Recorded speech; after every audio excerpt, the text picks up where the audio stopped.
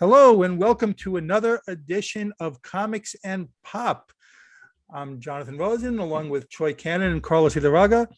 And today we are going to discuss episode 1 of What If, Marvel's new series on Disney Plus. I really enjoy. I mean, we talked about What If before. We could not wait for this to come out. This series, it did not disappoint.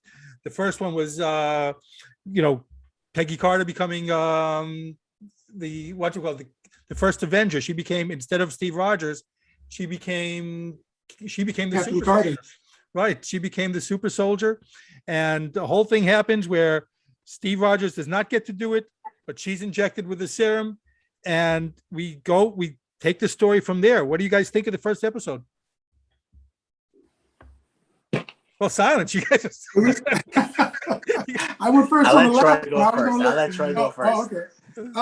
I liked it. I've always liked the What If series. I've always liked the main 616 continuity, but I've also liked it when they tweaked it a little bit. You know, just a little tweak here and there. What if this happened? What if that happened? Mm-hmm. And when they did the first one of the biggest points for me was when the Watcher goes, right there. That's when it changed. And I'm like, that's all it takes. It just takes one thing to change things. So, he's like, everything is normal. And then boom, she decided not to leave the room. So her decision not to leave the room made the assassin, decide to plant the bomb closer and, shoot all the doctors there. It just changed everything. And she jumps in, she's like 1.5 feet taller. She's big Amazonian type chick. I liked the concept, and I liked the instant that show you where the twist starts. I really enjoyed this one. I thought this was a fun one. We don't have any more. We're not going to have the Winter Soldier anymore. Bucky's timeline changes a little bit. Obviously, Steve Rogers kind of becomes an Iron Man at this one. I thought that was fun. I don't know how Carlos felt about that one. So basically, like I said, we did an episode already on What If, and we thought was coming, and I too love What If. What If is one of my favorite, comic book lines, and I kind of like and don't like at the same time the fact that the What If stories that they're doing aren't really related to any of the comic books that were written. They're kind of like making them for TV.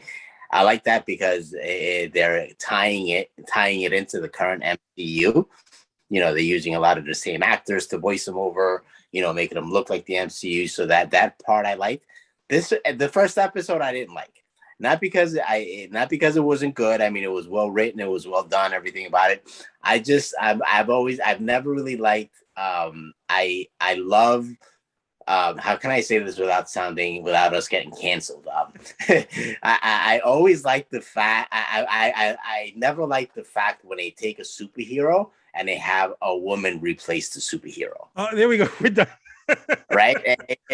I love the Black Widow. I love Spider-Woman. I love Wanda. I love female superheroes. I have nothing against superheroes, but I don't like it when they take, we have Captain America, and instead of Captain America, let's make it woman Captain America. I've never liked that kind of a storyline. I love female superheroes. I just don't like it when it's replaced. That's the whole point. No, I understand. Right, I understand the whole what if of it, and obviously, they were, one of the big what ifs is what if, what's her name became Thor. Jane Foster became Thor. That's one of the big, what if issues. That's what they're doing in this movie now, kind of the next. Right, they actually made it into the movie, so they didn't do a what if episode because it's going to be part of the actual, movie MCU universe, right? So I've just never been a fan of that. It was kind of like, I don't know, it kind of like they basically took the Captain America story and they made Captain Carter, and she pretty much was, they kind of like did the whole Captain America story. Kind of, they didn't really change it around too much. They added a little things, Steve Rogers was like, he was like the ironmonger or whatever, he had the iron suit, whatever. So he was kind of like her sidekick, I don't know. It just wasn't my favorite. I hope that the other two that come out, which we haven't seen yet, wink wink, are better. But I didn't. To me, it was like the whole Captain Britain thing. It was like, it was Captain Britain without it being Captain Britain in this. Right.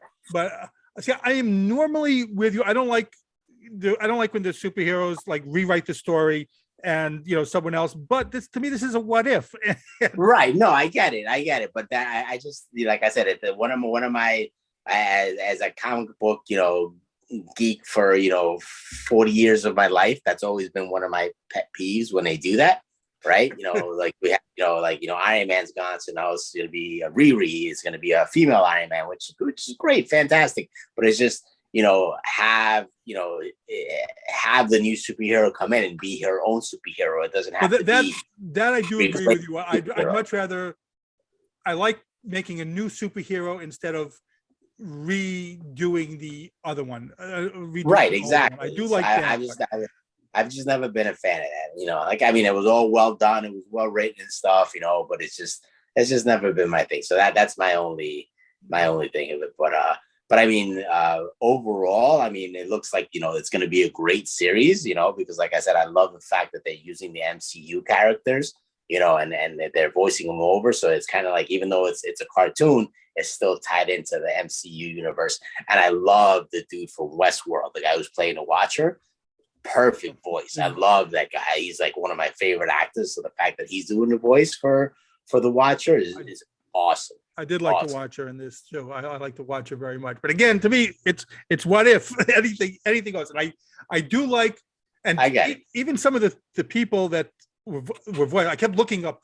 I was so happy when they used the original voices of many of the characters, and it's like a little bit disappointing when you had someone else that wasn't in it, but that replaced it. But I did like that. Even some of the original characters, I wasn't even sure that they were the real actors until I looked at it later, because they played it a little bit differently to me. Some of them there too. I was in. Let me put it this way, so it doesn't sound too bad. Let's say they did a what if, and the what if Quicksilver became Wanda and the Scarlet Witch, and Quicksilver was the Scarlet Witch. I'd be like, huh? Why? That doesn't make sense. That's kind of like, to give you a juxtaposition. So it does, I'm not trying to be that I hate women, because obviously I don't. Or I said I love female superheroes. I just don't like it when you make a female superhero the whatever the character is supposed to be. So it's a reimagination. I just got to say this out. I like Carlos's opinion does not speak for the rest of comics and pop. Sorry, Troy. Go ahead. I just want to put the disclaimer out there. It's a reimagination versus a gender swap. A reimagination is new, it's fresh. A gender swap, or even a nationality or race swap, it's kind of lazy. A reimagination, it's good. It's like if they took Power Girl and Wonder Woman from DC, and they made Power Girl a man, and they made Wonder Woman, Wonder Man. There's a Wonder Man. You have Power Man and Wonder Woman, man. So it's I think that's a little bit on the lazy side when they do that. Like when they took Ant-Man, and they wanted to, or not Ant-Man, DC, the midget guy from DC, not Ant-Man, the Atom. They took the Atom, and they said, well, all right, we're going to reimagine the Atom. And they made him, what's his name, Raymond Chow or something like that. And they made him Asian. They started it all over again, but he was Asian. I was like, why wouldn't they just give the power to a new guy, man? Right. I didn't have to start it all over. It didn't make any sense. It was like they were saying, we want to do this, but let's just, gender swap or nationality swap, as opposed to reimagining even the same powers. Like, what's the guy? 3D Man from way back in the day. 3D Man, he has 3 times the physical ability of a regular person. They reimagined him and then put him on the Avengers, and they made triathlon. which I actually, to be completely honest, between me, you, and everybody that's watching, I actually created that character and sent it to Marvel. And a year later, he showed up. I swear to you, I got the envelope that I sent him.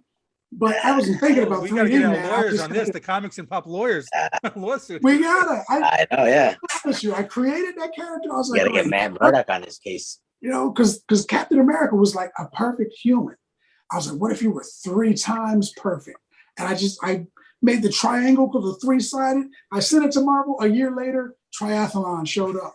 And I was screaming at my TV and my computer. I was running around, shaking my fist in it. But anyway, that's what happens, right? They reimagined the guy. They said, okay, well, we got 3D man. He's got 3 times power. We'll change him to Triathlon.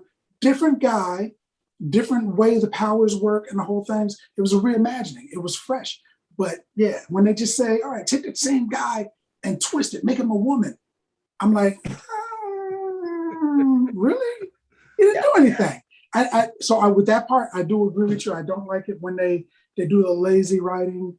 I mean, they're a $1 billion company, but we buy that stuff, man. We've got an input too. And it's lazy writing. So yeah, I agree with you. It's lazy writing. Well, again, this is what if. This is the whole point of it. It's what if. Well, with a what if, it's cool. But when they do it and they put it in the normal continuity, I do agree with that. I don't like it when it's done in a regular comic. To me, what if anything goes, like, we could have the what if Aunt May became Spider-Man. We could have, we could have the stuff like that in a what if. To me, it's like the interesting thing, it's all a matter, of fate, place and time, that spider coming down and radioactive spider, coming down might have missed Peter Parker, might have landed on the next person. And I saw one what if where it misses totally. So it just drops to the floor. Someone steps on it. Boom. No one ever becomes Spider-Man. So it's all place and time to the what if. I don't mind it in a what if. I am with you guys both about just doing the narrative. To me, I've always felt just come up with a new superhero. Don't replace the old one. Create a new superhero. Get creative. That's what you're there for. You're getting paid to be creative. Be creative. So, but yeah.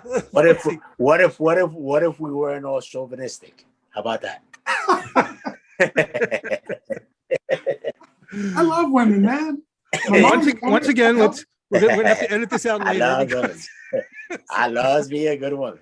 That's awesome. No, yeah, I mean, like I said, it's I love, like I said, that the fact that they're doing a what if series, even though it's animated, I'm not obviously, I prefer more live action, I guess, but the fact that they're doing it is awesome. And there's going to be, I guess, 9 episodes they're going to do. I thought 10. So, yeah, it's around there, either one. Yeah. So I'm really excited about it. I mean, obviously they're not, we're all going to disagree on which ones are better than the other ones, but this was my one of my pet peeves they put into this one.